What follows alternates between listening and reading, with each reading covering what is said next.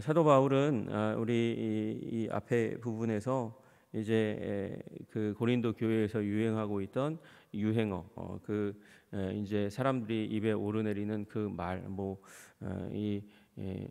그 말로 인해서 방종에 빠진 영적인 이제 자유까지 누린다 이렇게 얘기하는 그 가운데서 빠진 방종에 대한 문제를 다루었습니다. 모든 것이 가하다.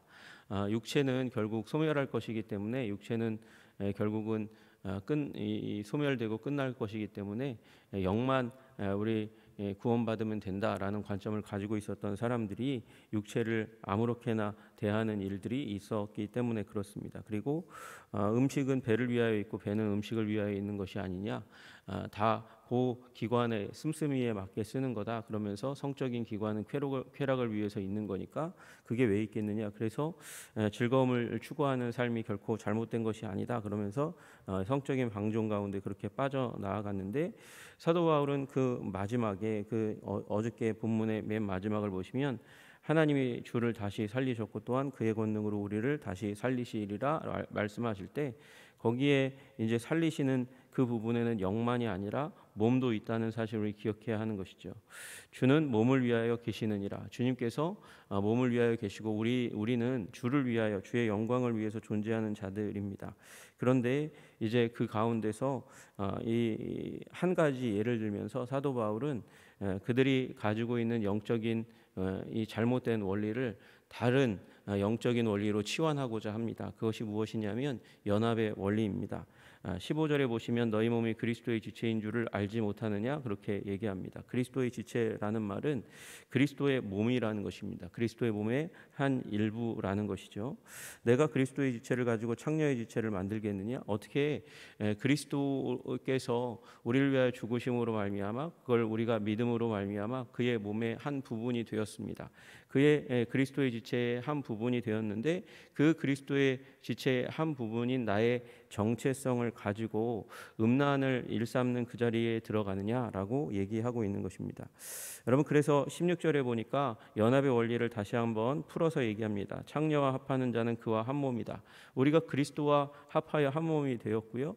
그리고 한 몸의 원리 가운데 주님께서 또 말씀하시는 건 부부가 이제 이 남자와 여자 하나와 하나가 합하여 이제 부부가 되는, 그래서 한 몸이 되는 이 예에 대해서도 우리 창세기 2장 가운데 나와 있는데, 여기 또 창녀와 합하는 자는 한 몸이 된다 그렇게 이야기하고 있어요. 둘이 한 육체가 된다 그렇게 얘기하면서 이 하나님과의 연합과 지금 성적인 결합에 대한 문제를 어떻게 보면 같은 연합의 원리로 묻고 있는 것이죠.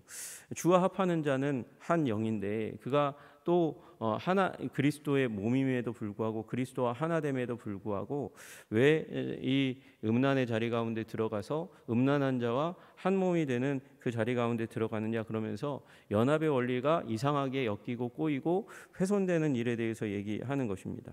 그러면서 사도 바울은 18절에 좀 우리가 이해하기 어려운 말을 해요. 이해하기 어렵다는 말을 오해하실 수도 있는데, 18절에 보면 음행을 피하라. 사람이 범하는 죄마다 몸 밖에 있거니와라고 그렇게 얘기하고 있습니다. 사람이 범하는 죄마다 몸 밖에 있다. 대부분 이제 우리가 하는 이제 행동들이 거짓말을 하면 그 거짓말에 대한 부분이 이제 욕하는 부분이 내 입 밖에서 나와서 내 몸에는 남지 않고 다른 사람의 몸 가운데 이제 귀에 들리니까. 그러나 따지고 보면 내 귀에도 들리는 거잖아요. 내 귀에도 들리는 일이기 때문에 이게 요 말이 정말 맞는 말인가라는 생각을 하게 됩니다. 여러분 또 보세요. 여기 보니까 음행하는 자는 자기 몸의 죄를 범하느니라. 음행은 내 몸의 죄를 범하는 거구나 그렇게 생각하게 돼서 음행이 나에게 가장 큰 손해를 끼치는 거구나 그렇게 생각할 수 있는데, 또 생각해 보면 폭식이라는 것도 자기 몸에 죄를 짓는 일이잖아요. 많이 먹었어요. 과도하게 먹었어요. 그래서 그 몸이 이제 막 살이 찌고 둔해지고 그리고 혈관이 막히고 이런 여러 가지 건강상의 콜레스테롤이 쌓이고 이런 건강상의 문제가 일어나면 폭식도 많이 먹는 것도 내 몸에 해를 끼치는 건데, 왜 사도 바울은 마치 여기에서 음행하는 자는 자기 몸의 죄를 범하느니라, 이 음행이라는 죄만 자기 몸에 육체에 이 해를 가하는 것으로 이렇게 나타내고 있을까? 조금 이상하게 생각이 됩니다. 약물 남용도 마찬가지예요. 알코올 중독도 마찬가지죠. 술을 많이 진탕 먹었어요. 그러면 무슨 일이 일어납니까? 그게 남의 몸에 이제 죄를 짓는 거로 끝납니까? 그렇지 않잖아요. 술 마시면 가장 큰 문제가 되는 건 자기 자신입니다. 간이 망가지기 시작하고 생활 패턴이 무너지기 시작합니다. 생활 패턴이 무너지는 건 다른 사람들도 해를 입을 수 있는 거니까, 그렇구나. 이 간에 대한 문제, 술 마시는 것도 자기 몸에 문제를 일으키는 건데, 해를 끼치는 건데, 그렇게 생각이 되는 거죠.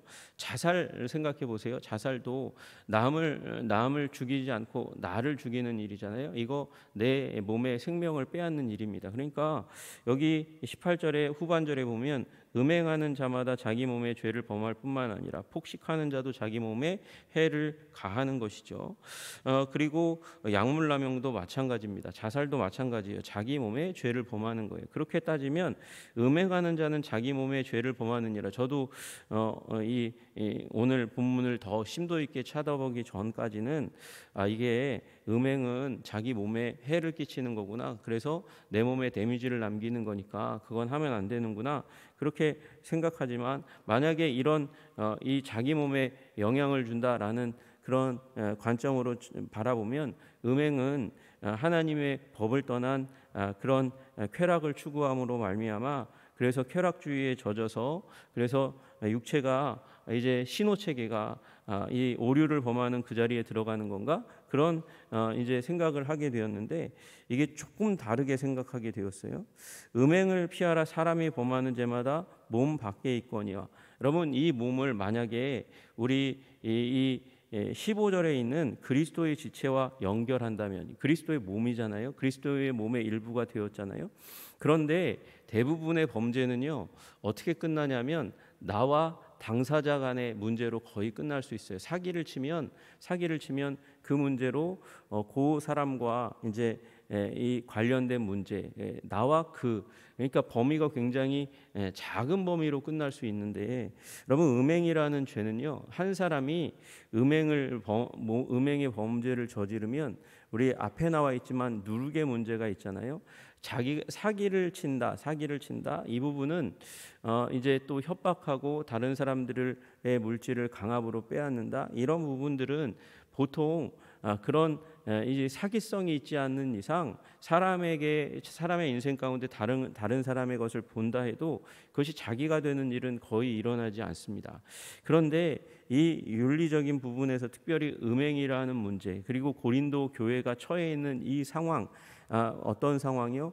이제 신전 창기들이 1,000명이 넘는 아프로디테의 신전이 있고, 성적인 문란함이 그렇게 이제 일반적인 사람들에게 문제가 되지 않는 그런 상황, 그리고 기회가 막 널려 있는 그런 상황들 가운데서 음행의 문제, 여기 창녀와 합하는 일을 교회의 지도자들이 아무렇지도 않게 행하는 일들이 일어나면, 그러면 초신자들, 다음 세대들은 어떻게 생각하겠느냐? 그래서 자기 몸이라고 얘기하는 것보다 이 그 몸이라고 되어 있는 원래 원어로 따지면 그리스도의 몸에 이 죄를 범하는 일이 일어나는 것이 아니냐라고 해석하는 것이 더 맞겠다라고 얘기하는 그런 학자들이 있는 것이죠.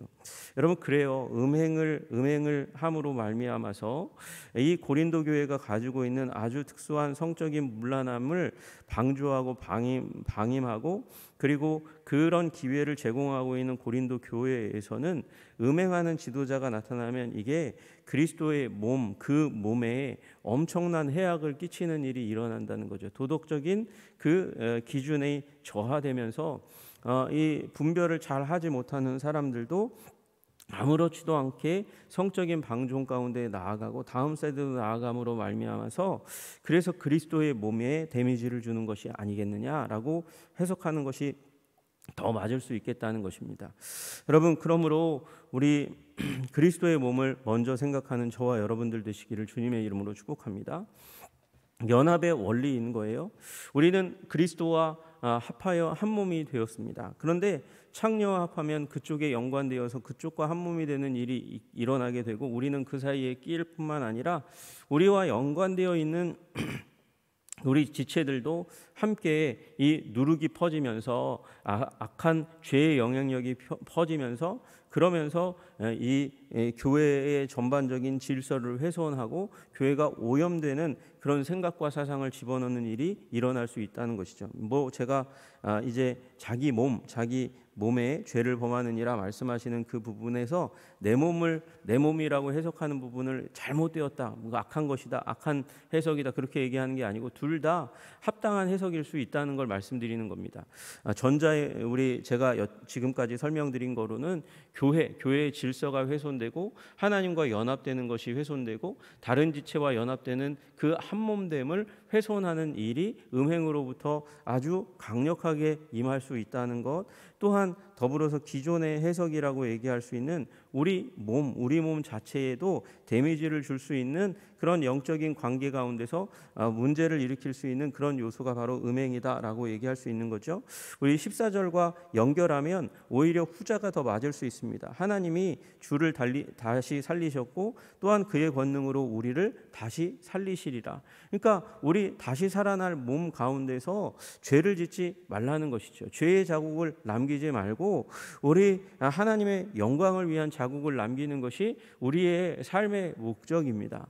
우리 주님께서 우리 다 아시다시피 예수님께서 죽으셨습니다. 부활하셨습니다. 부활하시면 이제 온전하게 되셔야 되는데 우리 예수님이 아시다시피 이제 도마 앞에서 나타나셨을 때 손을 보이셨어요. 손목에 못자국을 보여주셨잖아요. 그 못자국이 왜 다 회복이 안 됐을까? 부활하면 그거 중간적으로 이제 도마에게 제자들에게 내가 예수다, 내가 너희를 위하여 못 박힌 예수다라는 것을 보여주기 위해서 그렇게 상처를 남겨두셨겠죠. 그리고 옆구리에 창자국도 보여주셨어요. 여러분 그러나 계시록에 보여주신 예수님은 영광스럽게 우리를 위하여 지신 그 십자가로 말미암은 그 상처가 보이지 않고 빛으로 가득한 우리 주님의 몸으로 변화되는 것을 묘사하고 있는 사도 요한의 모습을 보게 됩니다. 여러분 우리는 상처를 받되 우리 육체의 상처이든지 우리 내면의 영혼과 마음의 상처이든지 간에 그것이 나 자신을 위하여 살다가 그러다가 상처받는 것이 되어서는 안 되고 그리스도와 그의 몸을 위하여 애쓰고 힘쓰다가 상처받는 것이 되어야 될 것입니다. 여러분 우리의 몸을 위하여 일하시는 우리 주님 앞에서 우리의 몸을 거룩하게 지켜가시는 저와 여러분들 되시기를 주님의 이름으로 축복합니다. 나의 욕망 그것을 내 우선순위에 첫 번째 두어서 그래서 그리스도의 몸을 훼손하는 그런 삶이 아니라 우리 그리스도를 위하여 내 몸에 내 마음에 내 영혼에 상처를 짊어지고 그리고 그리스도의 몸을 영화롭게 하는 일 가운데 살아가야 하는 것이죠.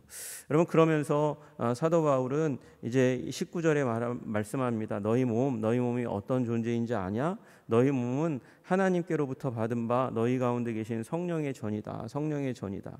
이 19절을 한글 그대로 읽어보면 이건 우리의 개인적인 몸이 하나님의 전이다 이렇게 말씀하시는 것처럼 이렇게 보여요.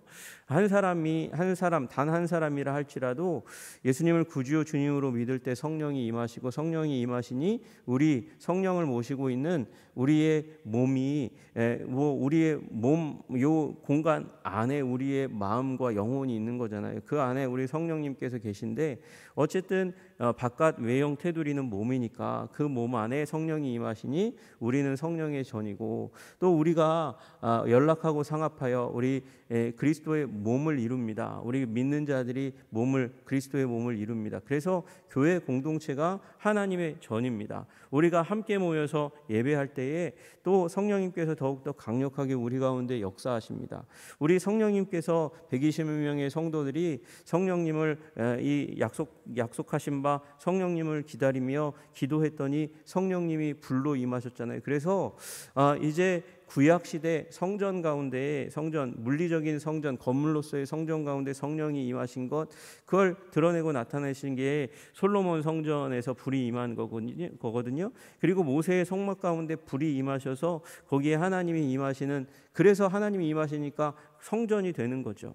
여러분 우리 믿는 자들의 연합된 그런 지체 가운데 우리 성령님께서 불로 임하셔서 우리 성령의 전인 줄 알게 되는 것이고, 그것이 다른 데 있는 것이 아니라 한 사람 한 사람 한 사람의 영혼, 마음을 우리 역사하심으로 말미암아 그렇게 하나 되어 가는 거니까 개개인도 성령의 전인 줄 알지 못하느냐, 그렇게 얘기하십니다.